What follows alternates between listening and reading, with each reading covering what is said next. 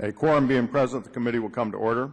Good morning and welcome. I'd like to thank our witnesses for joining us today. We look forward to your testimony. A few weeks ago, the Subcommittee on Early Childhood, Elementary, and Secondary Education convened a hearing to examine the benefits of career and technical education, or CTE. In addition to highlighting innovative CTE programs that are helping students compete for in-demand jobs, the hearing allowed us to identify a number of challenges facing career and technical education.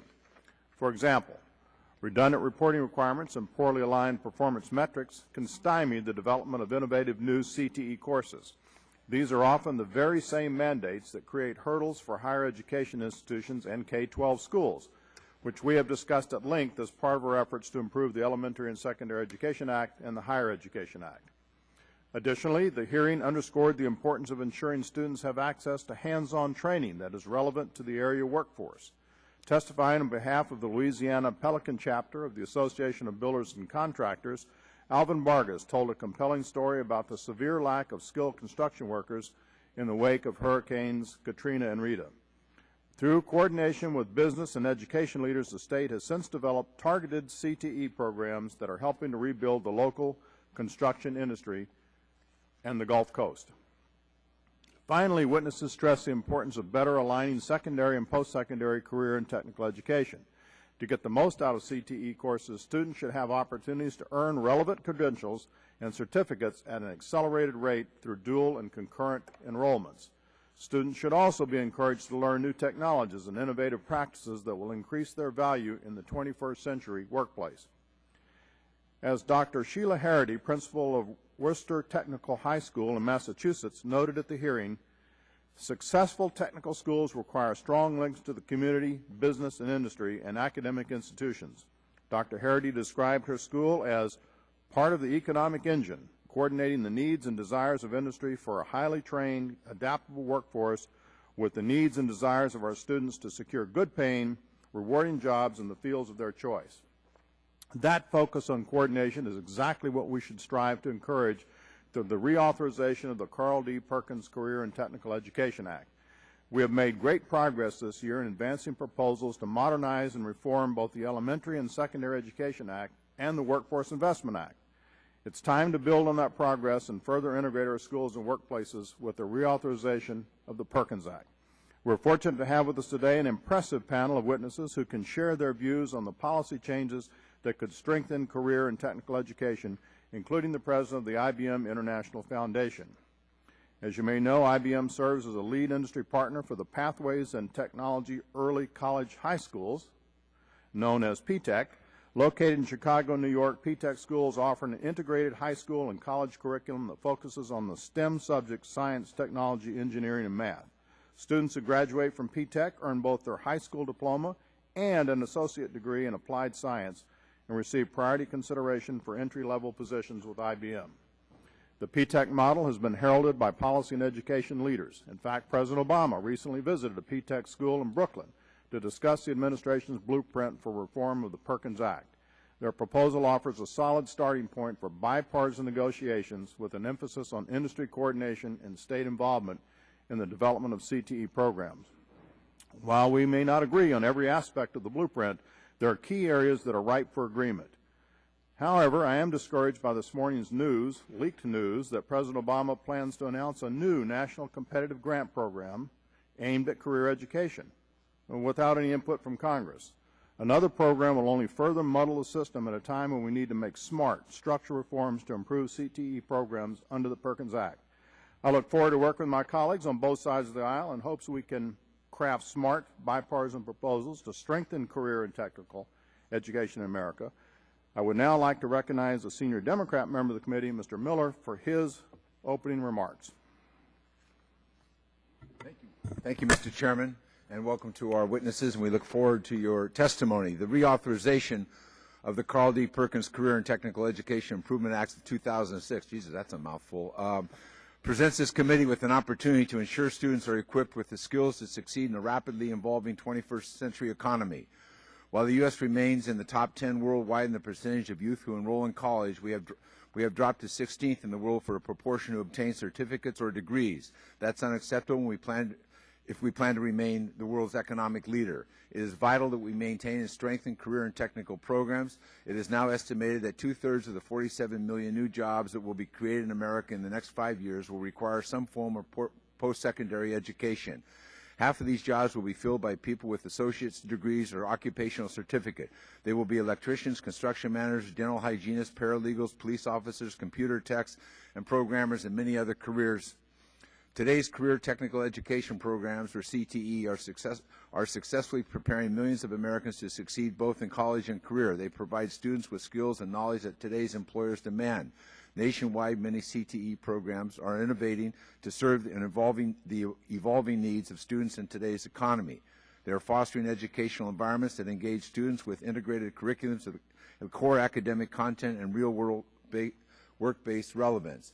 But we must do more, as the Chairman noted, to spur the innovation and delivery of CTE, to reward and to replicate programs achieving positive outcomes for students and industry, and to ensure that CTE is positioned to drive economic success through better workforce alignment and increased collaboration. The Perkins Act has supported the development of in-demand skills among secondary and post-secondary education students of all backgrounds for many years. Yet there is a growing consensus that the federal investment needs to focus on relevant, rigorous, and high-quality CTE programs. These programs must meet labor market needs. They must prepare students to succeed on in-demand jobs that pay decent wages and benefits and offer the opportunity for career advancement. Our nation still faces a skills gap. While millions of Americans struggle with unemployment in today's economy, millions more jobs go unfilled.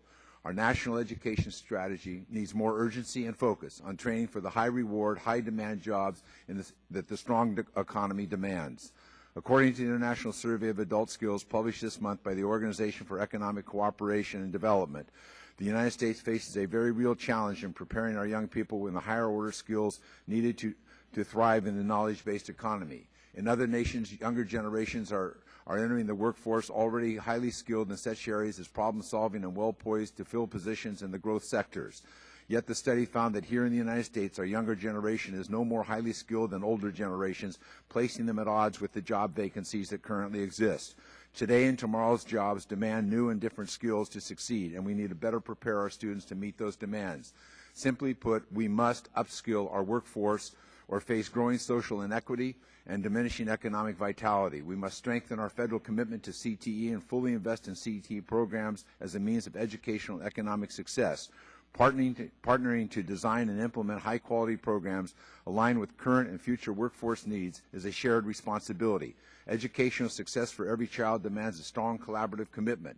Government and schools, business, laborers, teachers, students, community partners must all work to ensure CTE programs. I think we're going to hear about some of that this morning.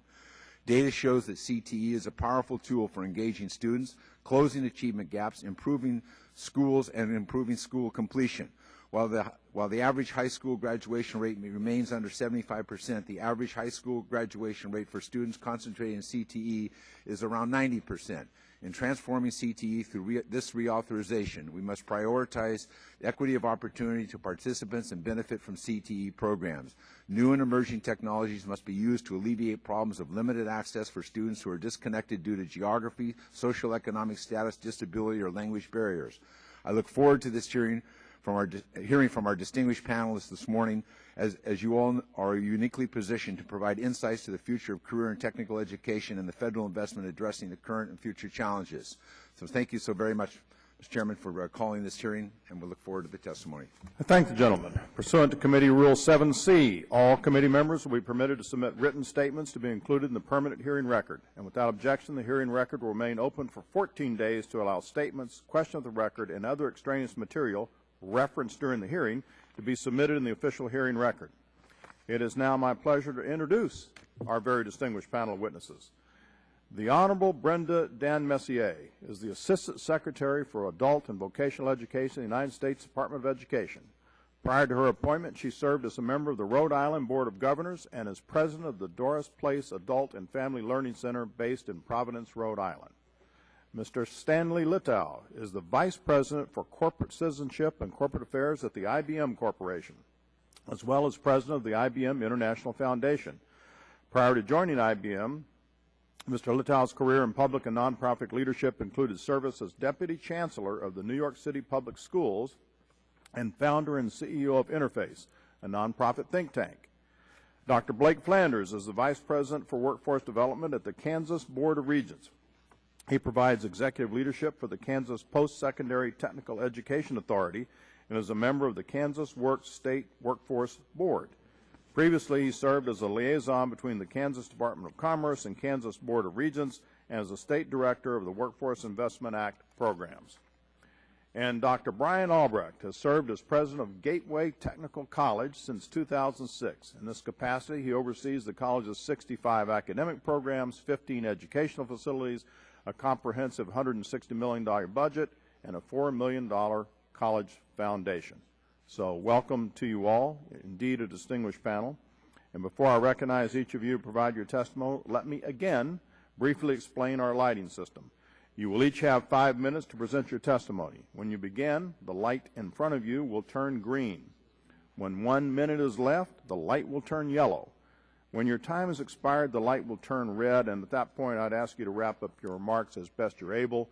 As I've explained to witnesses in the past, I'm very loath to start gaveling down witnesses who have traveled here to give us the benefit of their expertise. However, we do have time constraints here, so if that light turns red, please try to wrap it up. And then we'll move to questions and comments, no doubt, from my colleagues here. I will be less loath to gavel them down so that we can keep this moving. Very unfair. Very unfair. Of course, I start that after Mr. Miller has his 15 minutes, 5 minutes. No, he's very good.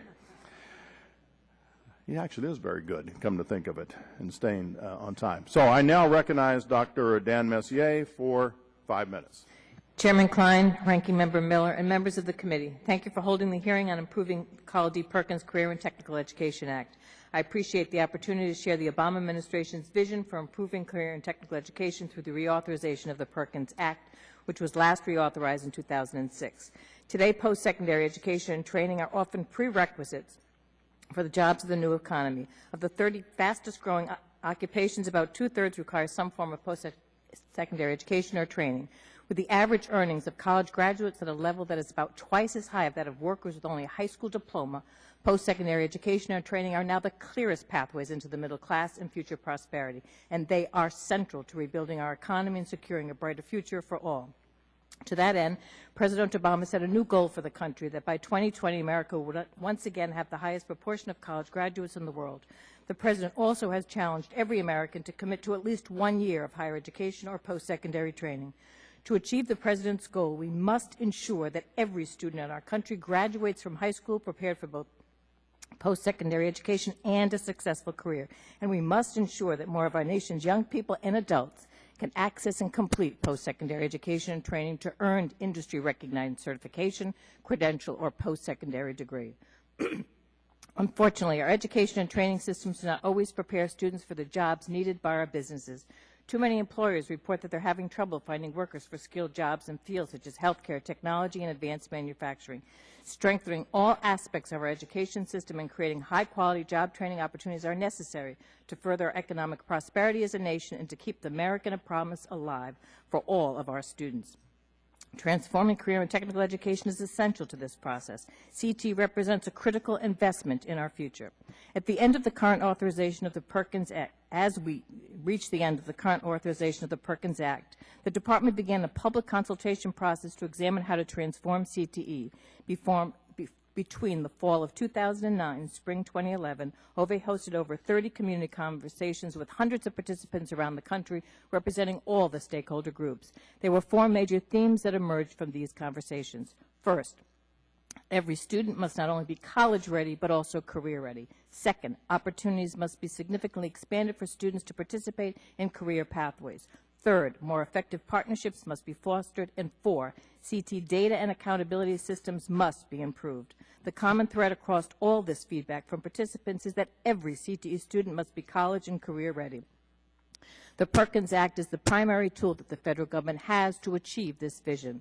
In April 2012, Secretary Duncan released Investing in America's Future, a blueprint for transforming career and technical education. The blueprint lays out the administration's 4 key principles and 9 supporting reforms to usher in a new era of rigorous, relevant, and results-driven CTE. The first principle of reform seeks to ensure effective alignment between CTE and the labor markets to equip students with the skills they need for in-demand jobs within high-growth industry sectors. Our proposed reforms will provide states with clearer guidance on establishing high-quality programs and empower states to strengthen connections with their workforce and economic development offices and agencies to identify the occupations and sectors on which CTE programs should focus. Our goal is to ensure that CTE federal dollars are exclusively invested in preparing students for in-demand jobs within high-growth industry sectors. The second principle of reform emphasizes the importance of building and maintaining strong collaborations among secondary and post-secondary institutions, employers, industry partners, workforce systems, and labor organizations to improve the quality of CTE programs. Our reforms seek to ensure that Perkins funding is rewarded to consortia among secondary and post-secondary institutions and their partners. In addition, we propose that states use a private sector matching contribution to strengthen the participation of employers, industry, and labor partners in CTE program design and implementation. A goal in the reauthorization of the Perkins Act is to dramatically improve the alignment of our federal investments in CTE programs to better support the mastery of rigorous college and career readiness standards. A key toward that goal is to establish meaningful accountability, our third reform principle for improving academic outcomes and building technical and employability skills. Our reforms seek to provide states increased autonomy to select and fund high-quality programs that are responsive to regional labor market needs. Thus, we're proposing within state competitions to ensure that Perkins funding supports only high-quality CTE programs. Our proposal includes several provisions to ensure that the competition would have no adverse impact on access for students, including those with disabilities and those who live in rural communities, because the administration believes that all students should have access to high-quality programs. Also, we're proposing that states establish common definitions and clear metrics for performance to create high-quality data systems that enable meaningful comparison and the identification of equity gaps. In addition, our accountability reforms include ways to reward local recipients that exceed their performance targets and demonstrate success in closing equity gaps. Lastly, our fourth principle places more emphasis on innovation. We're proposing a competitive CTE Innovation and Transformation Fund to incentivize innovation at the local level and support system reform at the state level. The need for innovation is great, and we've already started to see many communities take the lead to develop new ideas and promising practices. We believe the blueprint, especially as provisions for high-quality CT programs, can serve as a roadmap for transforming CT across the country. Moreover, we believe that CT is central to rebuilding our economy and securing a brighter future for our nation. So our federal investment in CT must be dramatically reshaped to fulfill its potential to prepare all students, regardless of their background or circumstances, for further education and cutting-edge careers. We look forward to working with you on the rewrite of the Perkins Act. And again, thank you for the opportunity to testify, and I'm happy to answer any questions. Thank you, Madam Secretary. Mr. Littau, you're recognized. Thank you very much, Chairman Klein, and thank you, Ranking Member Miller and other members of the committee. We really appreciate the opportunity that you've given us to come here and testify before you. The Perkins reauthorization offers the country an enormous opportunity to reshape a program that provides a real opportunity to connect school to career in a meaningful way. The core concepts of the reauthorization ought to be linking job to the labor market information. We want to prepare our students for the jobs that exist and are likely to exist in the future. Number two, we want to align our career and technical education programs to post-secondary education, because we know a high school diploma is simply not enough, and we've got to provide an opportunity for more students to get post-secondary education. Third, we've got to get business strongly to the table to help shape curriculum, to help provide mentoring, to provide workplace experiences, and to really connect school to career in a meaningful way, and provide those workplace experiences through mentoring, internships, and on-the-job opportunities for students so that they get the workplace skills that they need to be successful in the workplace. Now, why is this urgent? You've heard the numbers. We are right now at the lowest rates of employment for youth and young adults that at any time since the Second World War. The labor market data shows us that over the next 10 years, there are going to be 14 million new jobs created for students who have grade skills, and the opportunity for students to have jobs that require post-secondary education are growing markedly year after year. We at IBM, I represent one company. We're a little over 100 years old, a large company. We have 1,800 vacancies. There is a jobs crisis, but more than a jobs crisis, there's a skills crisis. How do we address this program of jobs and skills? In your introduction, you mentioned one clear example, the P-TECH program. Now, we can sit back and hope that our career and technical education programs will improve, but I think business needs to come to the table and be a full partner to make sure that those programs improve. So we created a grade 9 through 14 school, starting in a very disadvantaged neighborhood in an urban setting. We started with students who had no admissions requirement to get in, totally open opportunity. Working within existing funding streams, within existing regulations, and we mapped the job skills that are required for 9 different job categories at IBM and embedded them directly into the curriculum. So workplace skills like problem solving, knowledge acquisition, writing skills, presentation skills are part of how math is taught, science is taught, English is taught, and the response from students is that they're achieving at significantly higher levels. Every student in the school has an IBM mentor. Every student has structured workplace visits. Every student has an opportunity to take and pass college courses when they are ready for those college courses. And what we have learned is at the end of the 10th grade, about 75% of the students in the school passed 3 state regents exams, 50% passed 4 state regents exams, 25% passed 5 state regents exams. And by the end of the 11th grade, about 25 to 30% of the students will have already completed 1 year of college. And this addresses a critical problem that we have in the country, which is that the students who begin community college, only 25% of them on average complete. And in some urban districts, the numbers are in single digits. Now, we have seen the opportunity to have P-TECH replicated in Chicago, and now 16 schools being replicated across the state of New York in rural areas, in suburban areas as well, providing a real opportunity for a future for students. Why is this important?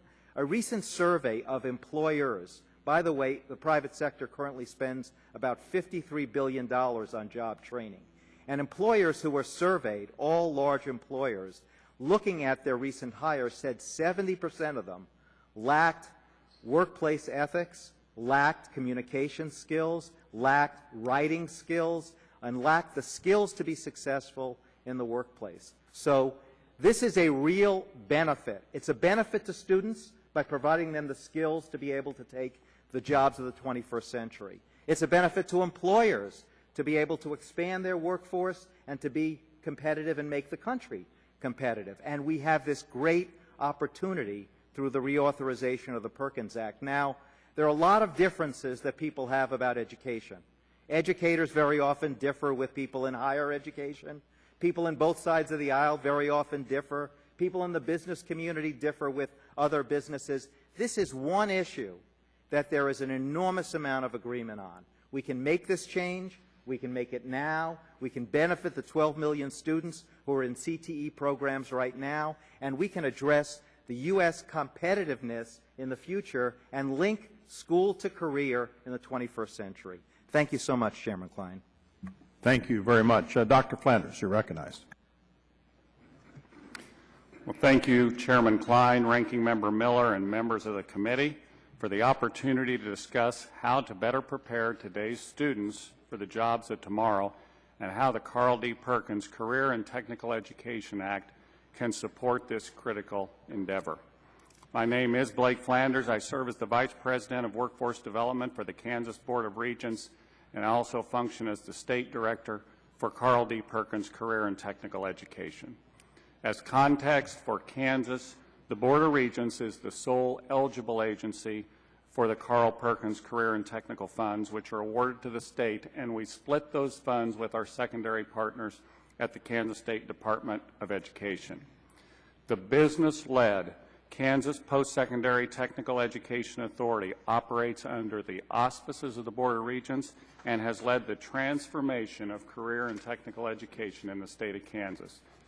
Our community and technical colleges deliver college-level career and technical education programs, and we have connected these programs to pathways delivered by Kansas high schools at the secondary level. However, connecting levels of education isn't enough. We must link our existing educational programs to industry through industry-recognized credentials. In Kansas, we're ensuring our career technical education programs meet the needs of industry because students earn not only an educational award and college credit hours, but they also earn an industry-validated, nationally recognized credential. But to realize the maximum benefit of industry credentials, Kansas and other states will need access to these completion data. It would be helpful to have a centralized clearinghouse where credential data could be stored and matched to individuals identifying industry credentials attained. We must transform our local advisory committees and structurally connect them to the workforce system. The Carl Perkins legislation relies on local advisory committees as the tie to business and industry. Local connections to businesses are important, and we have some examples of successful local advisory committees. However, advisory committees typically function with limited or no committee staff support, which restricts sustained employer engagement. In Kansas, in the Wichita area, with our partners at the Local Workforce Investment Board, the Workforce Alliance, we are exploring sector advisory committees operating at the regional level to support the regional economy. These industry committees will advise both secondary and post-secondary career technical education programs and actually be staffed by our workforce partners from the local workforce system.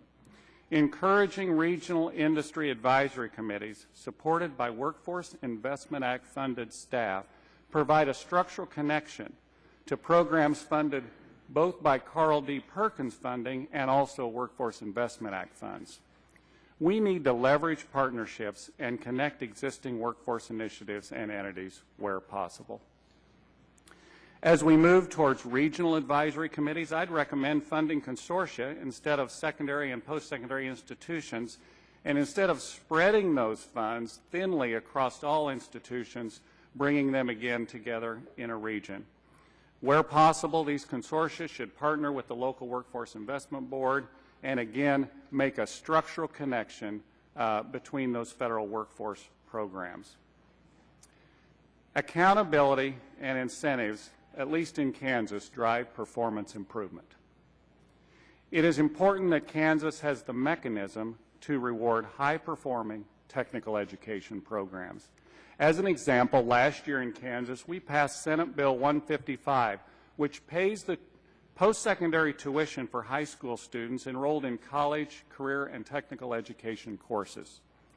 The sending school district also receives an $1,000 award for each student that completes an industry-recognized certificate in a high-demand area and also graduates from high school. As a result of these incentives, our completion and post-secondary participation numbers for high school students nearly doubled last year. We want to incentivize our institutions to serve our adult Kansans as well. Please allow states the flexibility to move a larger portion of the funding currently distributed by formula to local institutions into a competitive pool designed to incentivize improvements and reward actual outcomes. As an example, Kansas could continue with a base level of formula-driven support for local institutions, but allow up to 50% of these formula grant funds to be awarded competitively. Competitive funding and incentives will drive change. The status quo will not. Thank you for the opportunity for input on this important topic. I appreciate your leadership and look forward to questions. Thank you, sir. Dr. Albrecht, you're recognized for 5 minutes. Thank you, Chairman Klein, Ranking Member Miller, and members of the committee. I'm honored to share with you my perspective on the importance of your work and leave you with 3 examples of promising practices from our community. My name is Brian Albrecht, and I serve as President and CEO for Gateway Technical College. Gateway is located in southeast Wisconsin as one of 16 technical colleges in our state. In fiscal year 2013, Wisconsin received a state appropriation of just over $20 million from the Carl Perkins Career and Technical Education Act. These funds are split between our 16 technical colleges and our 423 secondary school districts. Our college history supporting the education and training needs of global companies such as Snap-on, Train, S.C. Johnson, Modine, and Incinerator provides me a perspective of the critical need to invest in programs that will provide skills for the next generation technical workforce. Nick Pinchuk, President and CEO of Snap-on Incorporated, recently stated to the National Coalition of Certification Centers that the time is now for technical education, and I could not agree more. So what do we do to combat this war in our economy? What impact must Carl Perkins Act have on the education and training needs of youth and adults? And what are some successful best practices that our community has been able to gain as a result of Perkins investments? At Gateway, and with the support of our business community, we have leveraged Perkins funding to transform our training programs to rapidly respond to the needs of dislocated workers, upscale incumbent workers, and engage new workers. The following three examples demonstrate the importance of business and education working together to improve career and technical education, both at the secondary and post-secondary levels. My first example describes the work of the National Coalition of Certification Centers, a consortium of colleges and high schools across the country. Gateway has partnered with Snap-on and Train to develop curriculum through NC3, training and industry certifications that align with specific technical competencies for their companies. Students demonstrate those competencies and earn certifications for their mastery. This year, the NC3 network of colleges is positioned to award over 10,000 industry certificates to students throughout the country in the automotive and energy industries.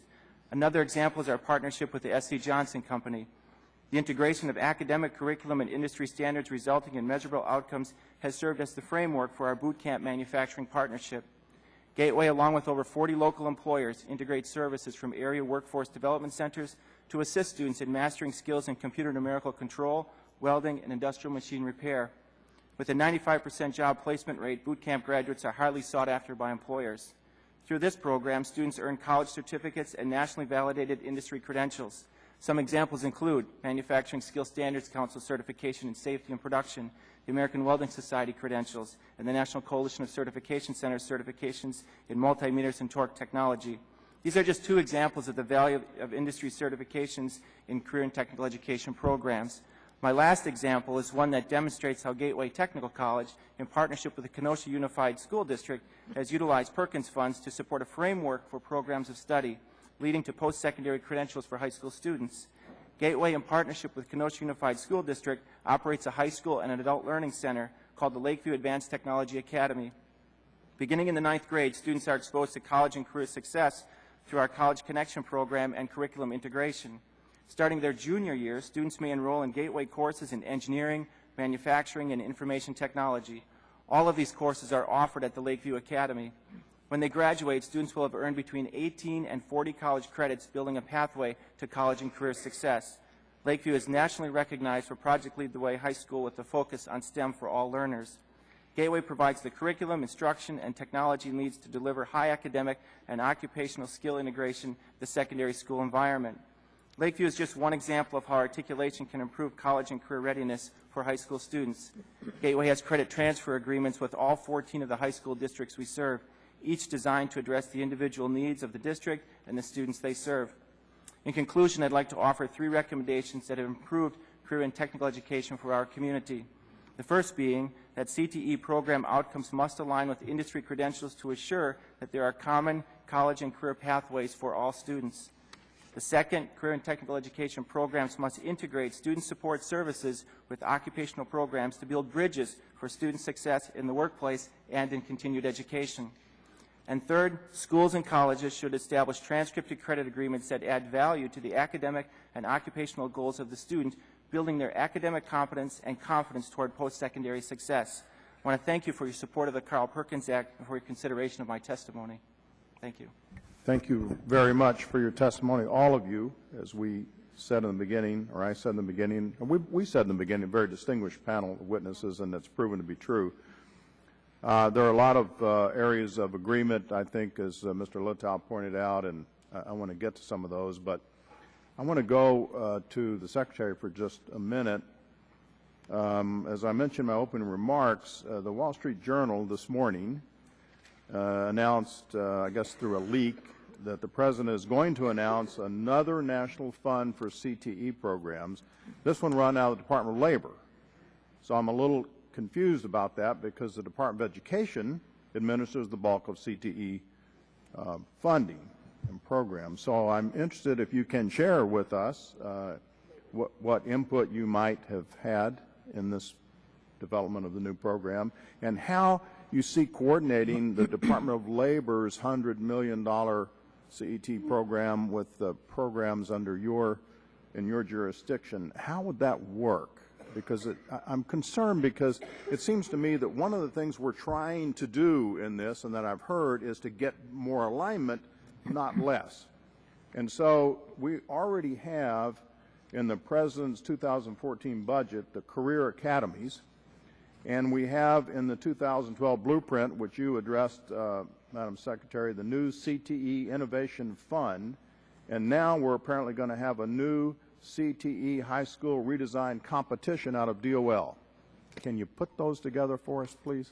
Well, Mr. Chairman, let me just say there'll be more information coming out later this afternoon, and I'm very happy to come back and share further information with you. We're excited about the possibilities that this fund would offer, and I don't want to get too far out ahead of the President, but I think you do know that the President put in his budget a proposal for the high school redesign, and that what CTE is one of the only programs that span both secondary and post-secondary education, and our high school redesign initiatives are really focused on whole high school designs with the core elements of making sure that students have access to work-based learning and college credit opportunities. But I'm happy to come back at a further time and provide more details when they're released. Well, thank you. We will be looking for those details. This committee obviously has some jurisdiction insight into both departments, and I guess I shouldn't be surprised that I was surprised to learn about a new $100 million grant program. Where we do seem to really have alignment here, all of you have talked about the importance of getting the right credential, getting alignment between high school, some post-secondary training for real jobs. And that, Mr. Littau, you talked about, you all talked about that. And that's something that we have been grappling with here quite a bit, because it doesn't do any good to have somebody get training for a skill that's not in demand. And I just suggested to Mr. Miller that we made a mistake much early in our lives by not becoming welders, because it seems like in every hearing we learn that there is a great demand for welders. But I did also admit that that would mean I had to actually have a skill, so could have been a problem. How do you see, let me just start work down. Let me jump in with you, Mr. Littau. How do you see, outside of the P-TECH program that you're running, how do we get this alignment between businesses that have job openings, the extra training, Perkins training, and how do we get that on a large scale? Well, first of all, what I would say is if you look at the competitive jobs that exist in the labor force now and are going to exist in large numbers and analyze the workplace skills across those skill areas, there is a lot of similarity. There are some very narrow and technical skills that are required for a range of jobs. But when we did this skills mapping process for 9 different job categories at IBM, and we mapped those specific workplace skills and then embedded them in the curriculum, and then convened hundreds and hundreds of other employers to talk about the specific skills and the job categories that they had, there was an enormous amount of similarity. Now, we have actually prepared that skills map and put it on a free electronic site that will be available for all the 27 schools by next September that will be replicating the P-TECH model, but then hundreds of other schools would be able to have access to the same kinds of skills mapping exercise. So when you look at the skills that people need in the workforce, they are knowledge acquisition, teaming skills, problem-solving skills, written communication, verbal communication, presentation skills, And these are not just IT area skills. This is not just about STEM. If you look at the 50 employers that are involved in the 16 P-TECH schools around the state of New York, they include banking, they include supermarket chains, they include healthcare companies, advanced manufacturing companies, and those same skills map worked in all of those areas. This is not about a narrow set of skills. It's about first step on a career ladder. When we bring the students from P-TECH to an IBM facility, they meet employees of the IBM company who began their career with an AAS degree, but then got a bachelor's degree or then got a master's degree and improved their work opportunity based upon that first rung on the ladder. So I think it is very possible to take those workplace skills and embed them into the curriculum and find a way to solve this problem about so many employers finding too few people who have the skills for the jobs that are available. Okay. Thank you very much. My time has more than expired. Mr. Miller. Thank you very much, Mr. Chairman. First of all, I'd like to insert in the record a statement by our colleague, Mr. Langevin, who heads up the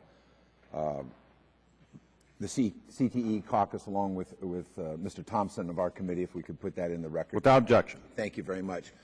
I think we have a wonderful positive confluence here. We have the announcement of the President on a competitive program. Mr. Flanders said that he thought competition drove change. We have the jurisdiction of this committee of both education and labor, and I think we see here testimony across the board about the importance of collaboration. I was, maybe I'm an early convert to this. I did try welding, but I set my boots on fire, and it didn't work out terribly well. So, so anyway, here I am. That was a high school job. Okay, stop. Start that timer again. We got a TAA grant a couple of years ago, and that grant made the entire East Bay of San Francisco Bay Area reevaluate what we were doing. It was very clear, and has been for some time, that given our transportation systems, housing patterns, and everything else, jobs aren't restricted to school districts. Those school districts were set up when my congressional district, the biggest mover was either oil or agriculture. Today it's high tech, it's oil, it's accounting, it's research, it's all those things. And so we had to start figuring out how to move people across these systems. And I think that's sort of what you did with P-TECH. It wasn't what borough they were in, what public school they were in. That's obsolete. And yet when we think about the Perkins, every district wants their grant, every district wants their allotment, and I think we're way beyond their capacity to deal with this. I was just noticed in an email yesterday that today they're convening two county offices of education, four different college districts, a number of K through 12 districts, the workforce incentive boards, the UC campus, the national labs both at Livermore and Berkeley, and then of course our major employers in my district would be Chevron, DuPont, Dow, the national labs, and of course high tech and the entrepreneurs that come in. And again, all of those corporations like IBM, it's a whole range of jobs, from those welders in the refinery to accountants and research people in the research facilities in that area. And somehow we've got to get this collaboration that each of you have talked about. These old lines and these old jurisdictions, and this is the way we've done it, is just not going to work. We're really encouraged. In our first initial efforts in doing some work in biotech, out of 32 students, 24 went on to employment, and the remainder went on to four-year colleges, and a very difficult social economic area. That's what was possible when they could see the skills that were necessary. We're now leading the way in the repair of hybrid cars, electric cars, which just isn't the old body work of the past. You better know something about that battery and what you're doing at that particular time. And so I just think that this is really an opportunity. I don't know what the President's going to announce, but we've got to challenge collaboration. Because otherwise, I'll tell you what happens to me. I go to these workforce boards and all that, and most of the people are introducing themselves because they're no longer doing that for this corporation, this entity, or that entity, and we start all over again. It's not that they're not enthusiastic. It's not that they don't help.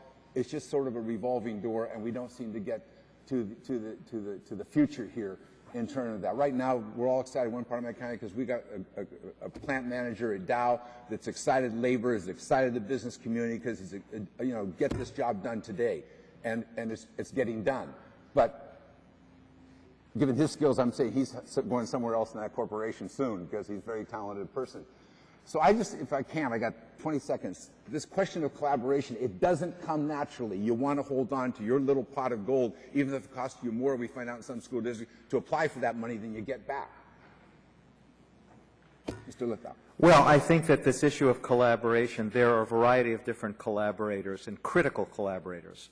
K-12 education through the CTE program in high schools, the higher education partners, if you're going to align to the courses in post-secondary education, and the importance of having a business partner and collaborator at the table. So I think that there are a lot of other partners and collaborators that are important in the not-for-profit sector. There are people who provide a whole range of services. That's important too. But those collaborators are critically important.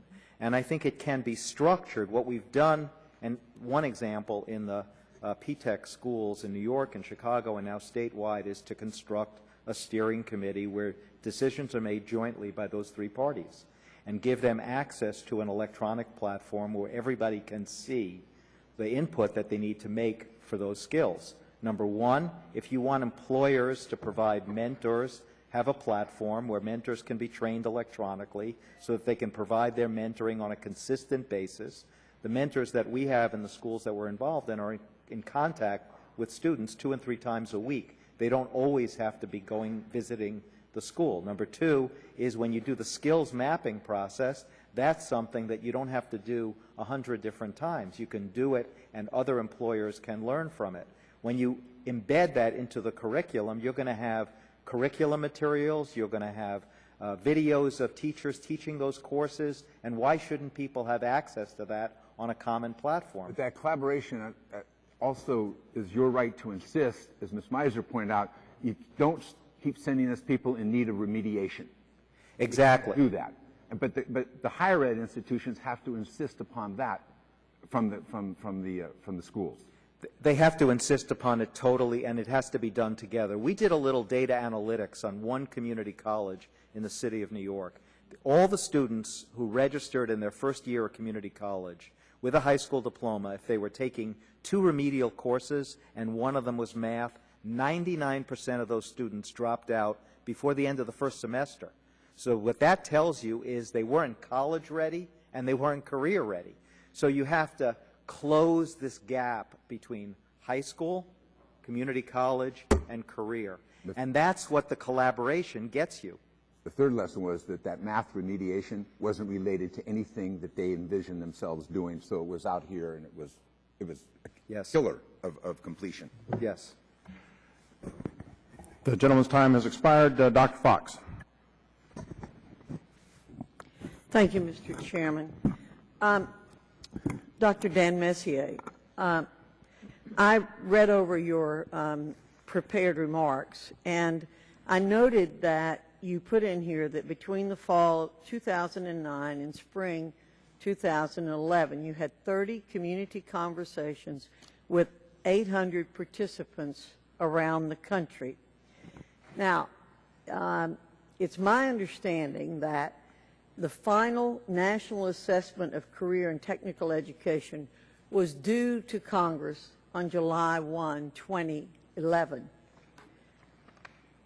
I'm just wondering, since we have not received that report, why the department didn't spend that time working on meeting your statutory requirements and gathering some empirical data on the situation with CTE. I'd like to know what's the current status of the report and why is it late? Certainly, Congresswoman. We did, in fact, use the very extensive, I'd say 400 pages of the preliminary findings from the draft final assessment to inform our blueprint. And there are 2 reasons why the assessment is late.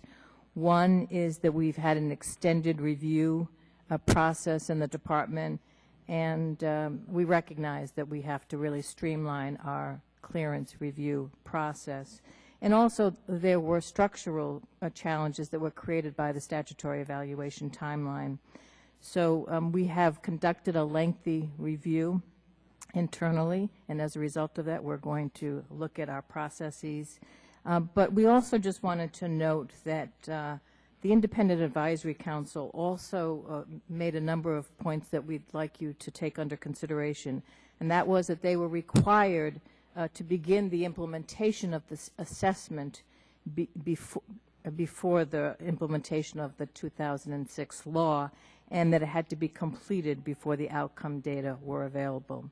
So those are some things that we can talk about in the future, but let me just reassure you, Congresswoman, that we are putting the assessment into our final review process in December, and we'll have it up here to Congress by spring of 2014.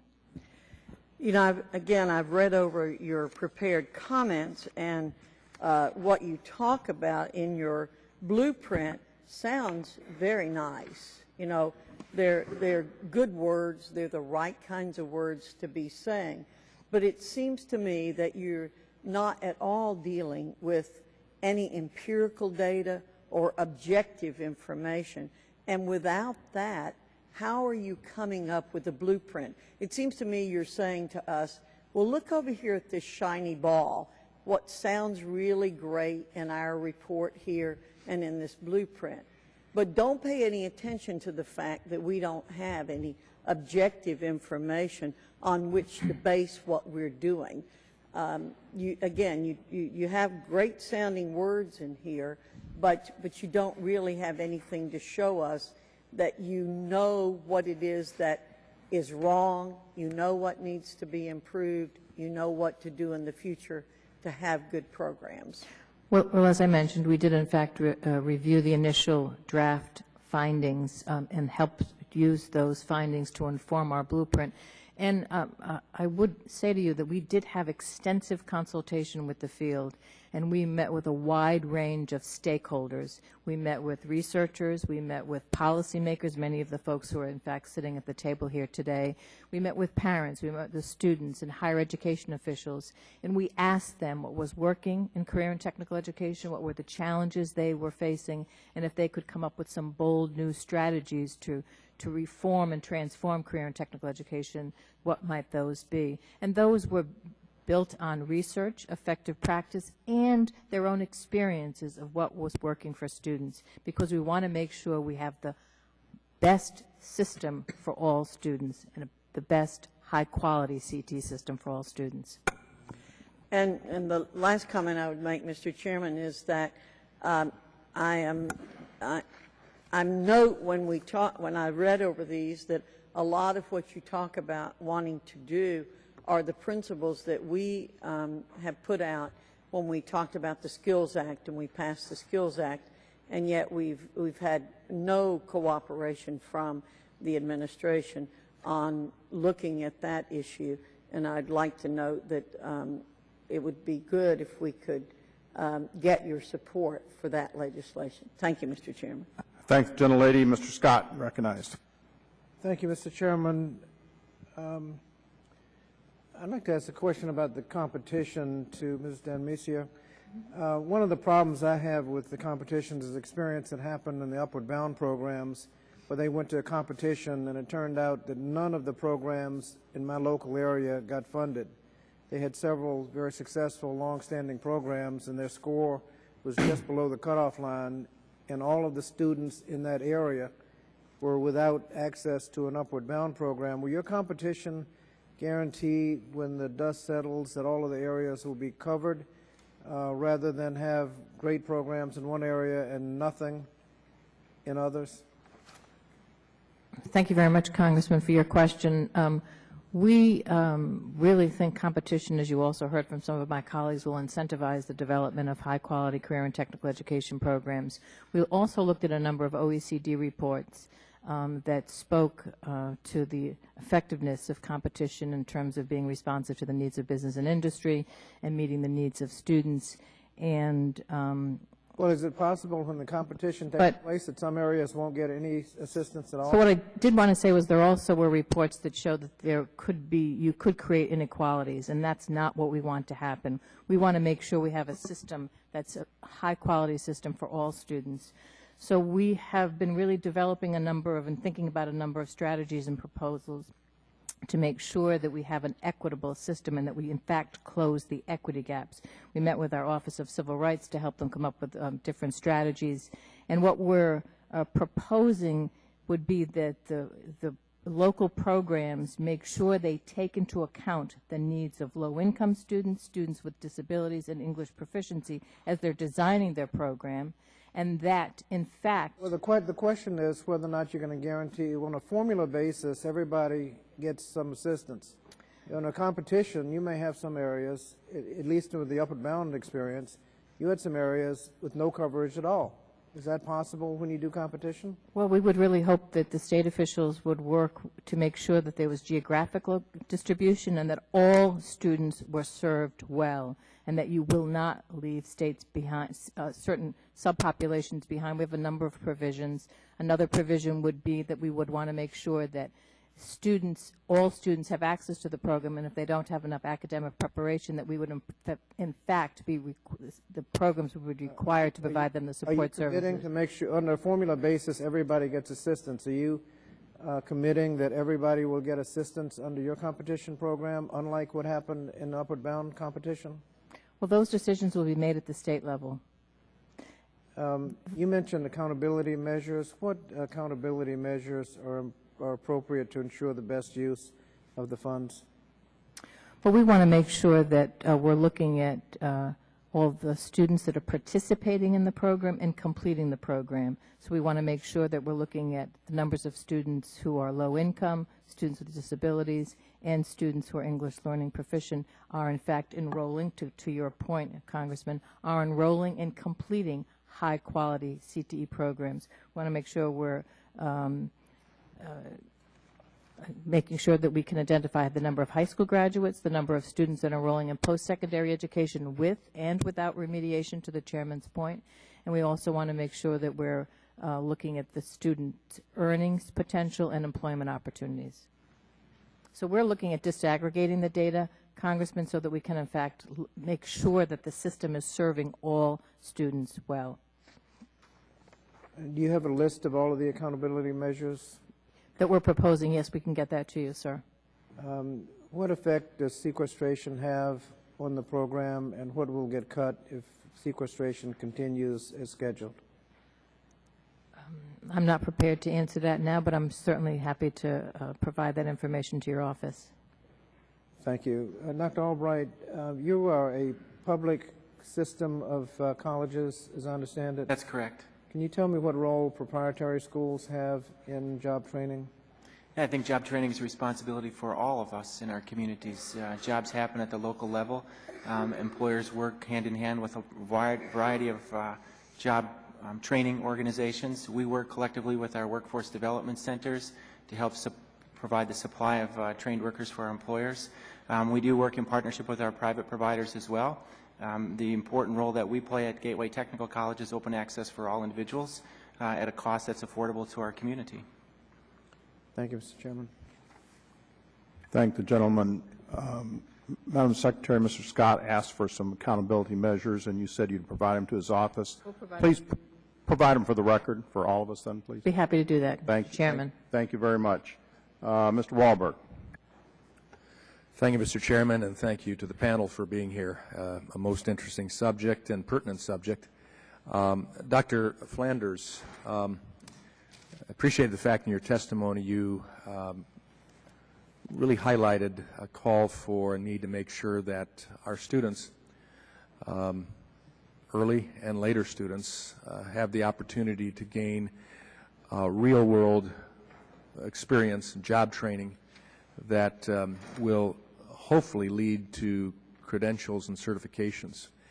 I had the privilege not too long ago to review the program, in fact to walk in a site visit of Jackson Career Center in Jackson, Michigan with the ISD there that is making a very significant effort to make sure that as many of their students as possible go from their program with certifications and ability in the real world. If you could expand a bit further on why you believe including this concept is necessary to the reauthorization of Perkins. Yes, thank you for that question. As we looked at metrics and industry credentials and all of those types of measurements, what we did in Kansas is we had quite a bit of conversation between secondary and post-secondary partners, and we recognized that at the post-secondary level, the students are transitioning into employment, where at the secondary level, there is some of that, but more so transitioning into post-secondary programs. So what we did is we decided we're going to go ahead and ask our business leaders. So we brought together business and said, what metrics are the most important for you as students come out of these programs? And they said, if you're looking at these programs to evaluate, here's 3 things that you should evaluate programs on, just 3. Did the student receive an industry credential that's valuable to us? We're hiring because of those industry credentials. We want to see industry credential attainment. They actually valued that higher than the academic award. It's real world, right? Yeah, correct. No. They also said your program should have a high job placement rate. That's the reason the programs exist, is for students to receive a job. And that also, third, was to look at the wages of those students as they exit those programs. If we have programs where the student could get the job anyway, or the jobs aren't of a significant wage, and they don't provide a return on value to that student or to our Kansas taxpayers, then we want to go in a different direction with our programs. And so we have a project right now where we're benchmarking these outcomes with our post-secondary programs. We're looking to how to incentivize them to achieve high marks in these 3 areas. That's why I mentioned the centralized clearinghouse. We have some trouble getting those data from a third party, and if you're going to tie funding to these metrics, it cannot be self-report data. We must be able to access these data in order to really make a difference. Okay, thank you. Dr. Albrecht, how can we foster more business involvement in career and technical education? Yeah, I think I mentioned Nick Pinchuk, the CEO from Snap-on, in my comments. Nick also says that we have an optics problem in career and technical education. People don't understand what it is that we offer, and I would encourage anyone in the audience here that if you've not been to your local community or technical college in a few years, it's time to go take a look, because visibility of the programs that we offer are directly linked to the jobs of our local communities. I think that whole That's a good point to make. I, in fact, just had the opportunity to visit another exciting educational job training endeavor in my district at a cooperative relationship between Monroe County Community College in Monroe, Michigan, as well as the ISD, with a middle college program. It is specifically related to the health sciences. Amazing to see the involvement of business and industry there as well. And I didn't want to jump on your statement, but you're absolutely right. Take those tours, but bring business and industry in as well to see what they can do and enhance the programs. I would agree. It's a shared responsibility. We have to be more aggressive in career and technical education in our colleges and schools to invite the public in. We also need to hear from our industry partners, and where they have interest, to come and see what programs we have available, and if they're not meeting their needs, help us address that by improving those programs. I see my time has expired. Thank you, Mr. Chairman. Thank you, gentlemen. Mr. Bishop, you're recognized. Thank you, Mr. Chairman, and thank you very much for holding this hearing, and to the panel. Thank you all very much. Mr. Lithau, I guess I want to talk some more about P-TECH, and first off, I want to commend you. I think it's a very powerful model, and I think it's one that it clearly is replicable. And what I want to sort of focus on is how it is replicable in smaller settings, suburban settings, rural settings, and in high schools for which the entire population perhaps is not in need of such a program, but a subset of the high school population is in need. I'm working to set up a program in my district, and I've brought to the table a high school, a community college, a Fortune 500 company, and the local BOCES to sort of administer it all. And we're encountering some challenges. One has to do with funding. And so I think all of us would have liked to have some advance word on what the President announced this morning, but I mean, and we all need to know more about it, but I think providing funding is something that can be very helpful. But the other is, how do you deal with these small groups, and do you deal with them as isolates? Or do you try to develop consortia? And if you develop consortia, how do you deal with the more traditional issues of high school, the sort of the social needs of the high school student, the interscholastic athletic needs of the high school student, that kind of thing. So if you could talk a little bit about that, that would both help me with the program I'm trying to get set up, but I think help a lot of us in terms of bringing these programs to our district. Thank you very much for the question. And I do think that this is not something that only works with large employers. I don't think it's something that only works in urban areas. If we look at what's going on in the state of New York and the 16 P-TECH schools that will open in September, they're in rural areas, they're in suburban areas, they're all across the state, the northern part of the state, southern tier. And of the 50 companies that are involved, many of them are smaller companies, and they are operating in consortia in those areas where there aren't large companies. On the other hand, the large companies who are involved in this are sharing their expertise with the other companies around the skills mapping, around the mentoring, around workplace visits, around paid internships, so that you're not asking smaller companies to reinvent the wheel, so to speak, in terms of their engagement and their involvement in this way. So I think there are collaboration and partnership that can involve large companies working with small companies that are going to be able to affect those schools and districts that might not have either Fortune 500 companies or be in urban areas. The second thing, your question about, how do you integrate all of the high school experience? There's nothing in the programs in the P-TECH schools that have eliminated the kinds of other programs that you're talking about. They're integrated into the school program. We used to have this idea that vocational education, or CTE, was this separate track, and that you didn't need to provide those students with a strong academic program. That's over. Those choices shouldn't be made any longer because they don't reflect the needs of the labor force. So I think that the burden of proof is on business, the large businesses, to be involved as collaborators and full partners and assist in the smaller companies and make sure that we're not asking students and schools to make a choice between a narrow educational experience and the broader experience that's going to offer them all the options that we would all like them to have. Yeah, I would say that the challenge that we're encountering has less to do with the business, which stepped up quite readily, and in fact, I had other businesses come to me and say, look, if these guys don't want to do it, we'll do it. So that was very encouraging. The difficulty that we're encountering is with schools having really, really tight budgets, exacerbated in New York by the 2% real property tax cap, exacerbated by things like sequestration, which affects Title I and IDEA.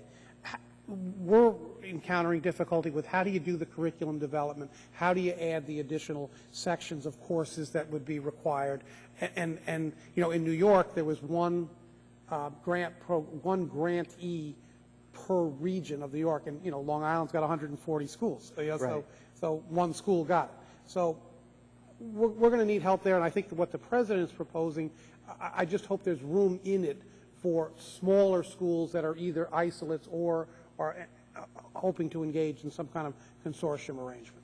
Well, I think that the question about Perkins is not to make it a small program, but to affect the entire program and allow these reforms not to be in a couple of schools, but to be able to reach scale and able to be sustainable. That's what the struggle here isn't, to create some narrow platform out of Perkins that's going to support some good programs over here. That'll always happen.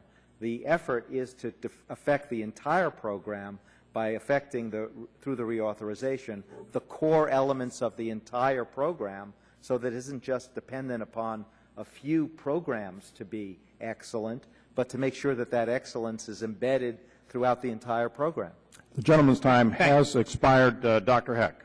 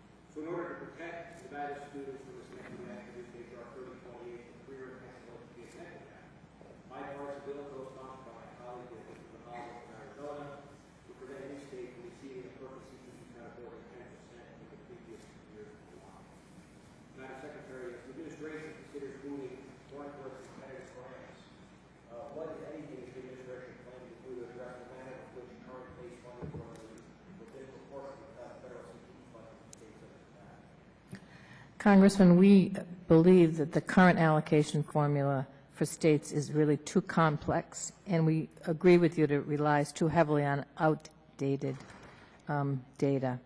And so we're looking at exploring options and would like to work with the committee on developing some other options. But we think the current allocation for formulas for the states is too complex and uses outdated data.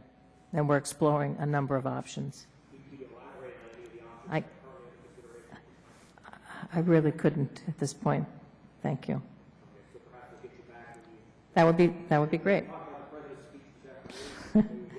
I'm just angling for an opportunity to come back as often as I can. Thank the gentleman. By the way, for all in the room, we're aware there's a microphone problem here, and presumably some people who actually have skills that we were talking about earlier are moving to solve that. Mr. Pocan. Thank you, Mr. Chairman. Just want to thank the panel, and especially Dr. Albrecht from Wisconsin. I know if Mr. Petri were here, he would say the same. We really appreciate the great job the technical colleges do across Wisconsin. Had a lot of time to visit many of them across the state, and you know, when we talk about welding, it just reminds me of all my years in the legislature talking about the lack of enough people available with training in welding. As much as I think there's really great work that's happening in the technical colleges and great relationship with the businesses and trying to help get people into the jobs that are available, I know there's also been a lack of funding, especially right now. I know with the current state leadership, there's been some extra issues. Let me ask the question about the reauthorization in a slightly different way. Union apprenticeship programs. You know, I have a business, and I'm also a member of the International Union of Painters and Allied Trades, which has an amazing apprenticeship program. About 450,000 people a year across the country are in union apprenticeship programs. They get trained with business buy-in, by the way, including people like my business. We help to fund those programs because they provide really great training as well. And then I look at technical colleges, and I'm just wondering if there is potential either for current collaboration or future collaboration, specifically within this type of funding. You know, I went to Eau Claire, and at the technical college up there, they're doing nanotechnology.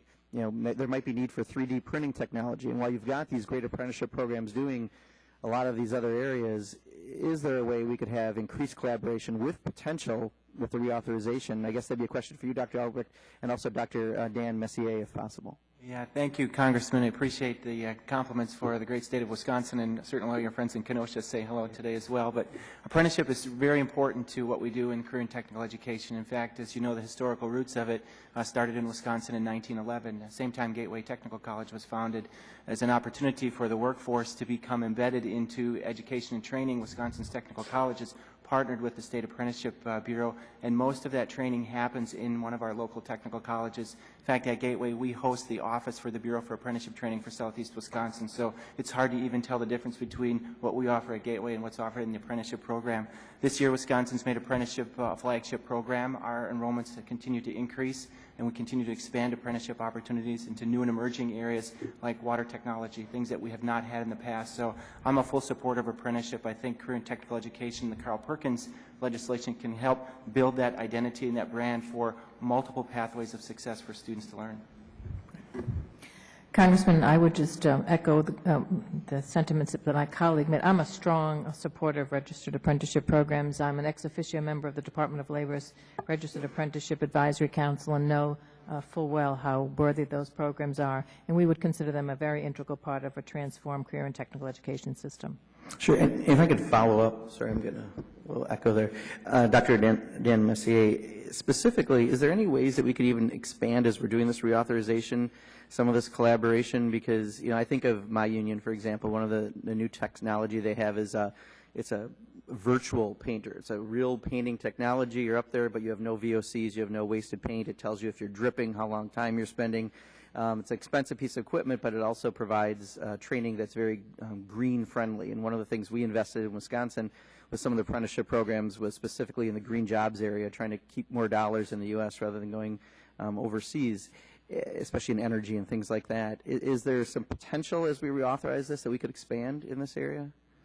Well, we think the use of technology is going to be very important. We need to expand opportunities, particularly for our rural and remote communities who don't have access to internship opportunities, work-based learning opportunities, and even post-secondary education opportunities. And I visited a number of programs where I also did virtual welding and could see how well I did. You could see how well I didn't do, and I felt very badly because I took somebody else. I was doing it on a student's during his portfolio, and so my poor grade reflected poorly for him, so I apologized to him. But anyway, your shoe didn't virtually catch on fire. No, it did not. Right. That was the benefit, that I was able to use the virtual system, that I didn't injure myself or anybody else. But no, there's a tremendous role for technology to be able to increase access to work-based learning opportunities and internship opportunities for our students. Thank you. Yield back. Keep earning those gold stars. Mrs. Brooks, you're recognized. Thank you, Mr. Chairman. My question is to, I think, starting with Mr. Littau, and then I think also Dr. Albrecht in particular. I am a former college administrator at Ivy Tech Community College, and I know we have a great partnership and have partnered with Gateway on a number of things. But what I think part of the problem in the country is that students, particularly from middle school to high school, have no idea about the career opportunities before them. That's why I think we have an extremely high number of unemployed young adults, even coming out of college. And one criticism of our of the country's career and technical education system is because if a young person in middle school, then high school, decides to go into CTE, they are no longer college bound. And we in this country, I think, have created in some ways almost a caste system of and I completely disagree with it and believe that we should have career and technical not be viewed as an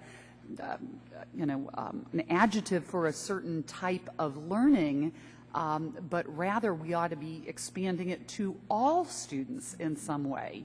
And I love that how do we get the business community much more engaged and our school systems much better aligned so that starting at that high school, on to college, that we are not really separating these students because we are losing a huge opportunity to educate them about what all their career opportunities might be. Mr. Litow, do you want to start? Yeah, well, I think that the discussion that we've had about reauthorization of Perkins addresses those core elements to make sure not some students understand about the jobs of the 21st century, but all students do, and that we find a way to embed those skills, those general workplace skills, high-end skills, directly into the curriculum and provide students more opportunities to engage in the workplace. They don't only have to be through apprenticeship and internship programs. They can be through structured workplace visits, opportunities where people from the workplace come into the schools to work. I think this idea that we had 2 tracks is over. It's just over because it doesn't relate to where the workplace is today and where it's likely to be over the next several decades. If you look at the apprenticeship programs, and there's a lot of effective apprenticeship programs outside the U.S., and very often they're highlighted as examples of success. On the other hand, they're not providing, in many instances, the kind of skills that are required to expand from one job to another or to have a broader range of career success. They tend to be fairly narrow in their focus, and they're about preparation for one type of career. Careers are changing. Opportunities are changing. And that's why all students need to be prepared with the opportunity to learn how to acquire knowledge and be successful. I think that this idea about 2 tracks is just over because it doesn't exist in the workplace anymore. I agree, and I'd like to ask Dr. Albrecht, but when we take students off-site in high schools to career centers that are not embedded in their high schools, and then I think it causes a problem then with our career and technical colleges, and the exposure that all students should have to what those colleges provide. Can you address that? How can we avoid this 2-track country educational system we've created? Yeah, thank you, Congressman. And, you know, I would just first echo the support for Ivy Tech. I think it's a fabulous system. They do a terrific job of supporting their career and technical education programs. And Indiana's a little different than Wisconsin. While we do not have career centers, I understand the model that you're describing here. The embeddedness of career and technical education is critical for all learners at all levels, whether it's the adult learner in the apprenticeship program, so they understand the career paths and leveraging their skills and abilities for post-secondary credit and eventually go on to receive their educational degrees for supervisory management and so on. Or it's at the high school level where we're trying to expose students to those post-secondary options. That's a little easier transition because it's a little more visible for students. They can go to their local college and see some of those experiences. But we also work with our middle school and our elementary schools. In fact, K-Tech in Kenosha is probably one of the more progressive elementary schools to teach skills around teamwork, problem solving, community involvement. It's a Project Lead the Way elementary program. It's a very unique way to help inspire and instill young people to think about careers at a very early age. And I think Carl Perkins' legislation helps to at least create the opportunity for that dialogue. Additional funding and support would certainly help to bring those conversations and those applications to the lower grades. Thank you. I encourage all of you to think about how we can eliminate the tracks. Thank you. Thank the gentlelady. Mr. Hinojosa, you're recognized. Thank you, Mr. Chairman. My first question is to Dr. Maizière. As Congress considers the reauthorization of the Carl Perkinson Career and Technical Education Act, how do we prioritize access and equity for all students, including those students in South Texas, where I come from, and in congressional districts like mine, who are largely low income? Thank you for your question, Congressman. Closing the equity gaps and making sure that all students have access to high-quality CT programs really is very, very important to us and prominent throughout our blueprint. And I've seen examples, Congressman, of institutions that have such a high-quality program reputation that they have long waiting lists, and they have to take students via a lottery. And many of those students were not academically prepared to succeed, not only to access the program, but also to complete. And the institutions and schools provided them very extensive academic support services, tutoring, mentoring, also provided them career counseling. And so the students were, in fact, able to succeed. and graduate with a high school diploma and an associate's degree. And so we're proposing that we would want the same for all students, that there should not, in fact, be two tracks, that all students should have access to high-quality CT programs, and we provide the necessary supports. I'm sorry. If I may interrupt you, many of the members here on both sides of the aisle talk about involving businesses so that we can provide mentors and tutors at an early enough age, either 6th, 7th, 8th grade, so that they can, so that those that are falling behind on reading and writing, and particularly mathematics, can catch up and become college ready. And I'm just concerned that that what I hear, the administration proposals, including the move from formula basis to competitive funding, could have a very serious impact in regions of the country where business is not involved and they don't have, in fact, they have high dropout rates.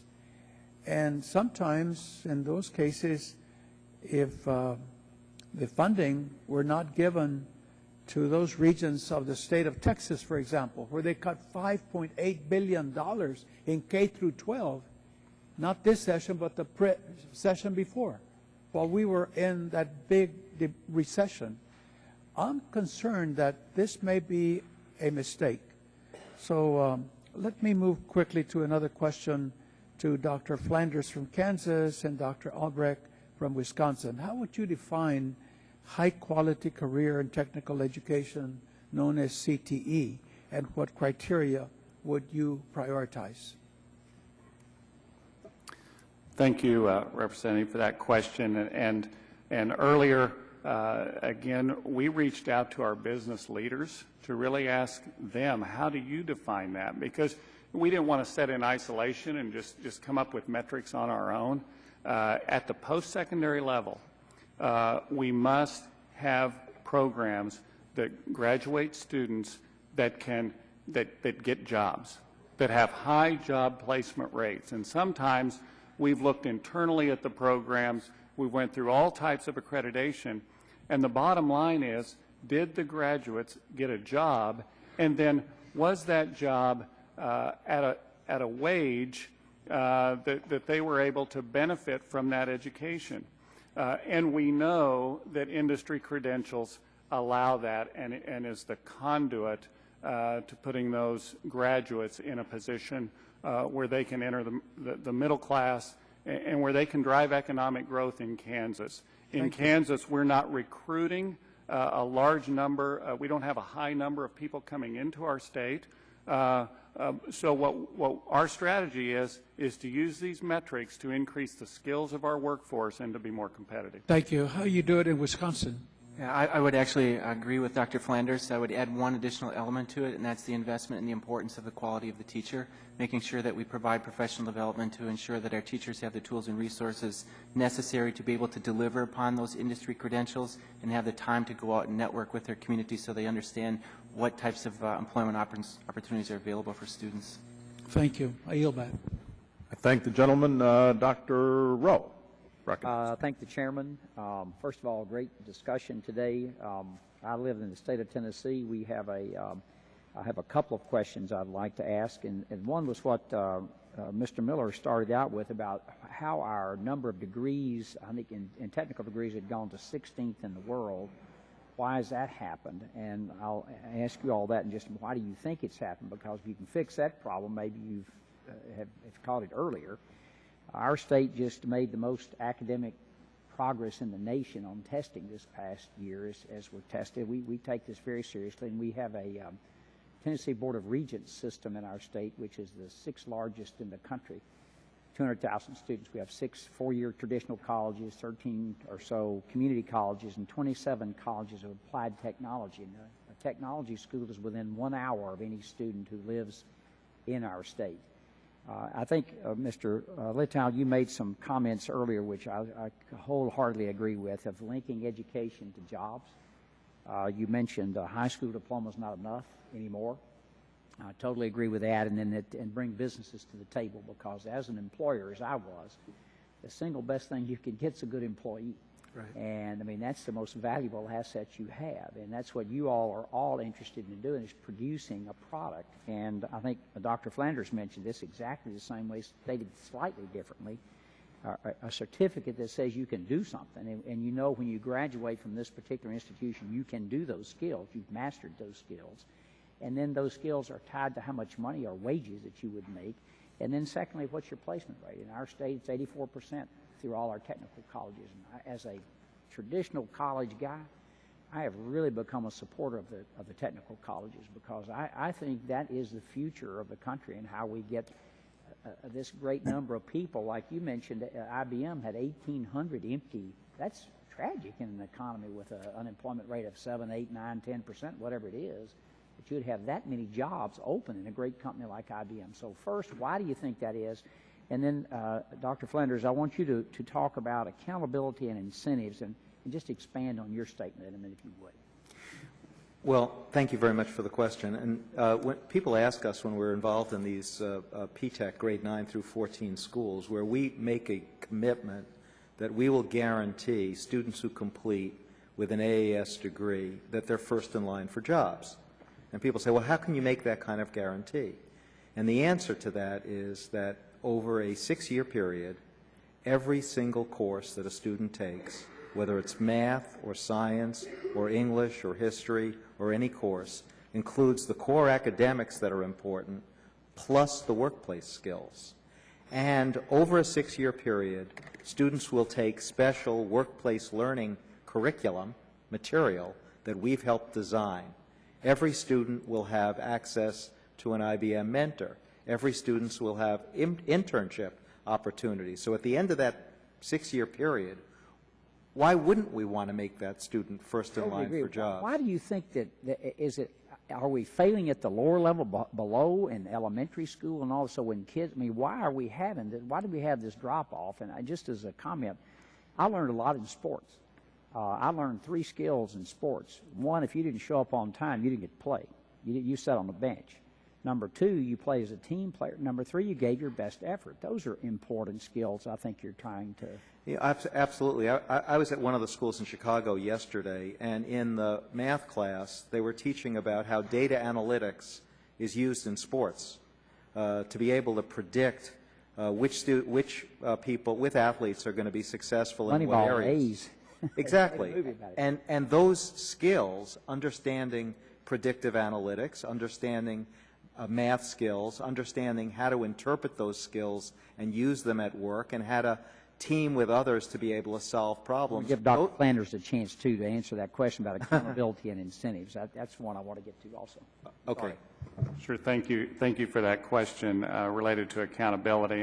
And really, I'm advocating a balanced approach to where part of the funds would be delivered through formula, and also then, but a much larger portion delivered by competition and through accountability measures. I think that we probably wouldn't be here today if we were getting exactly what we wanted out of this system.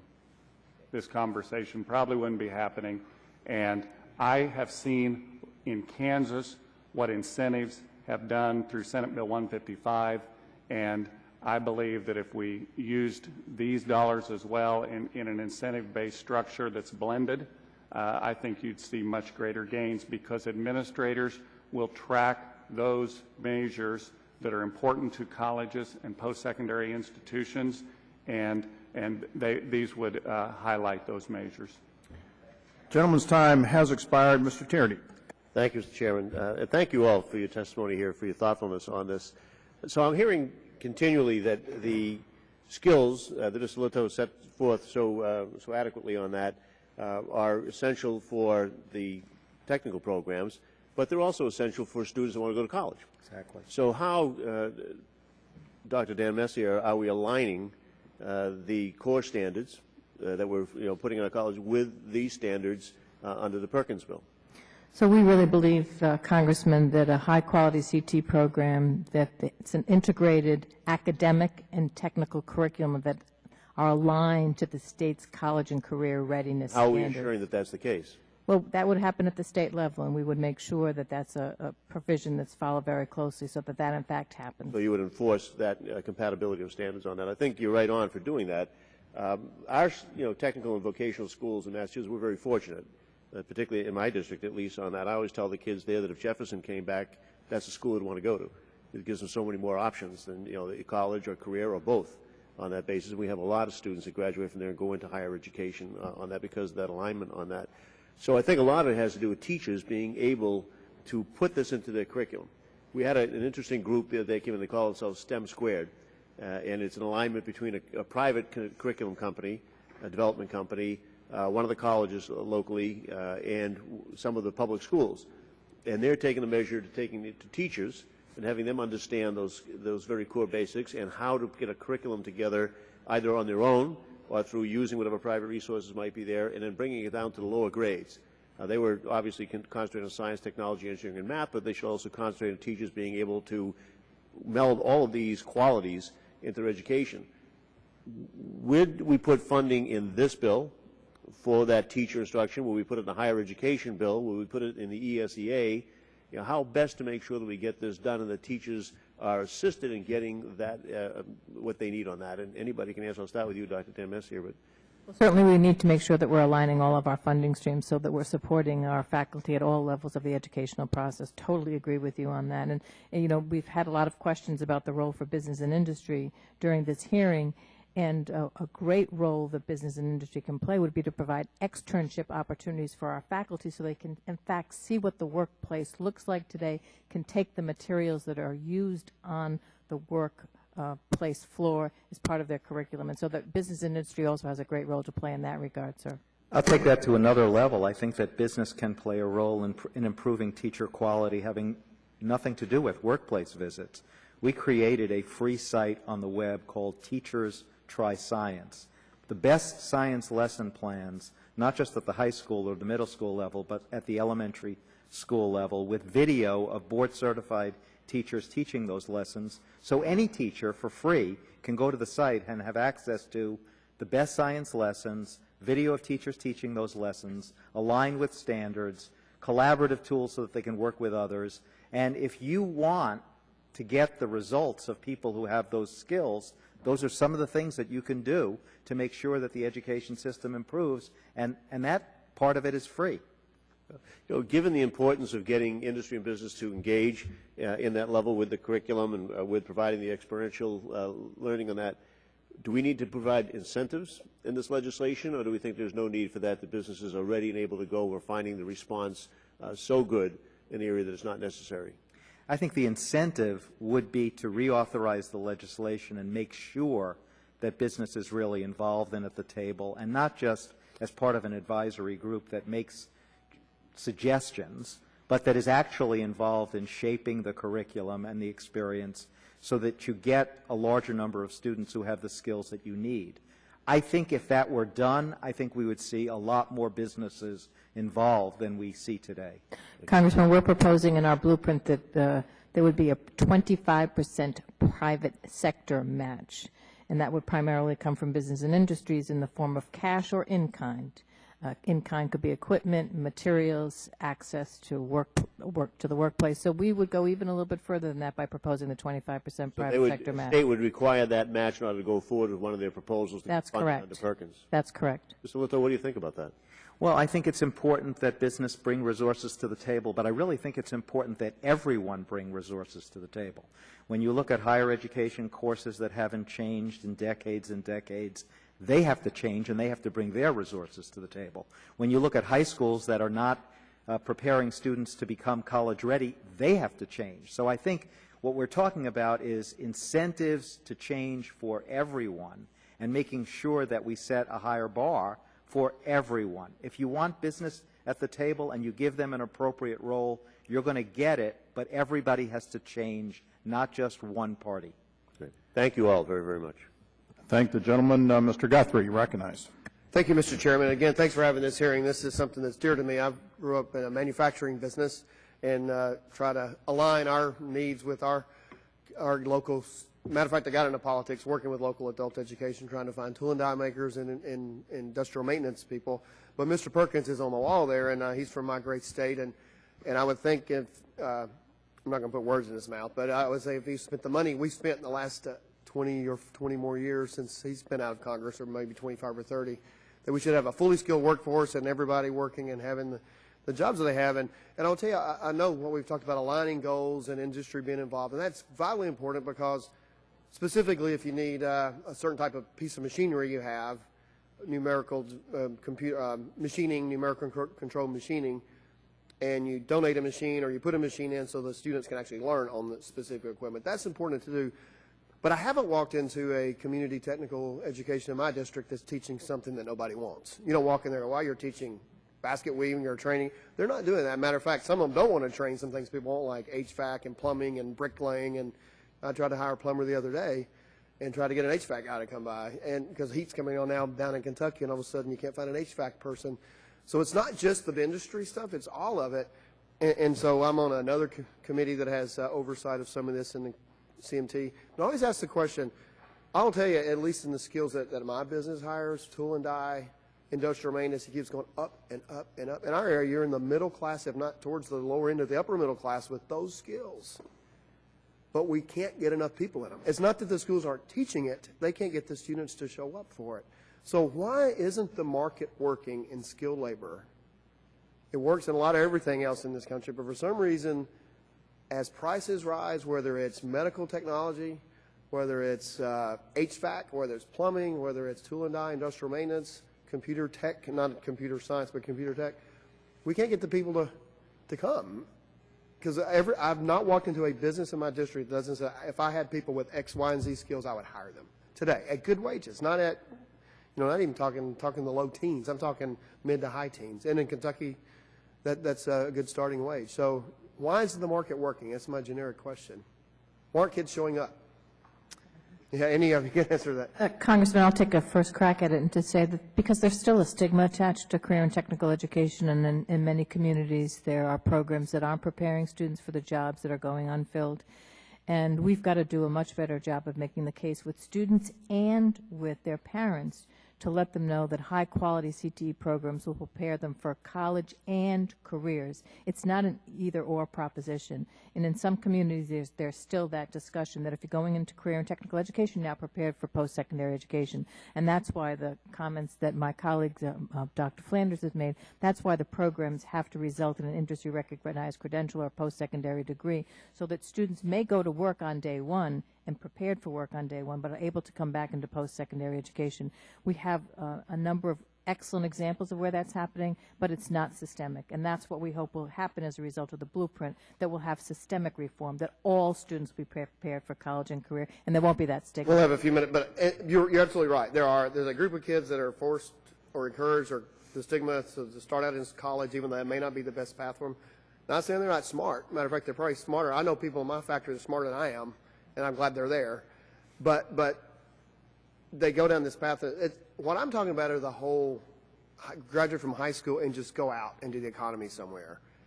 And even if they work or if they don't work, they just kind of, it's not just the ones who, okay, one couple of years in college, hey, I can make more money if I would be a computer technician than if I'm getting this degree in college.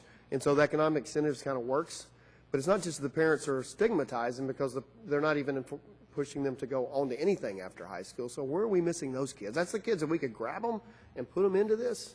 And we can really change lives and change the way our country operates. And how are we missing that? Any of you, yeah.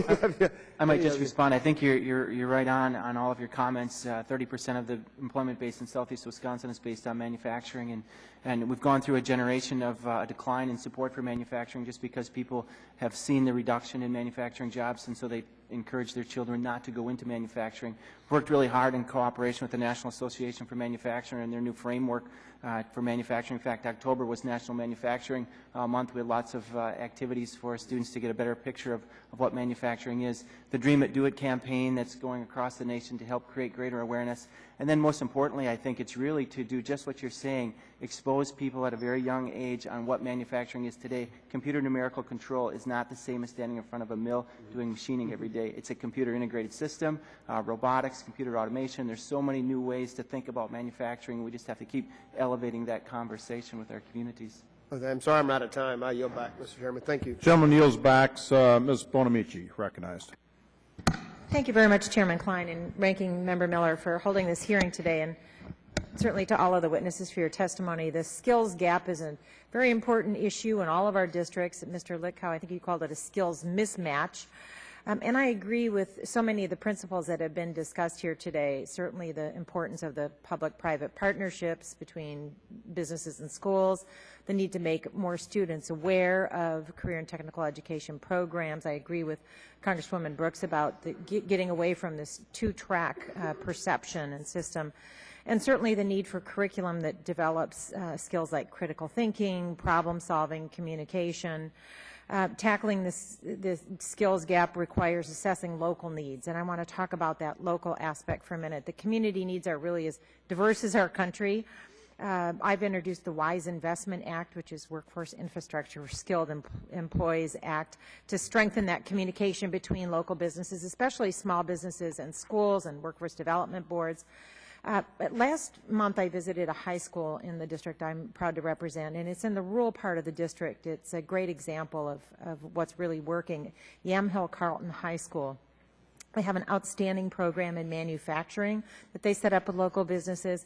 They also have a program in viticulture, and they have a vineyard right there on the high school campus, and then the students can go on to the local community college and get a degree in either vineyard management, winemaking, or the wine business, which is a tremendous part of the economy in that part of the state.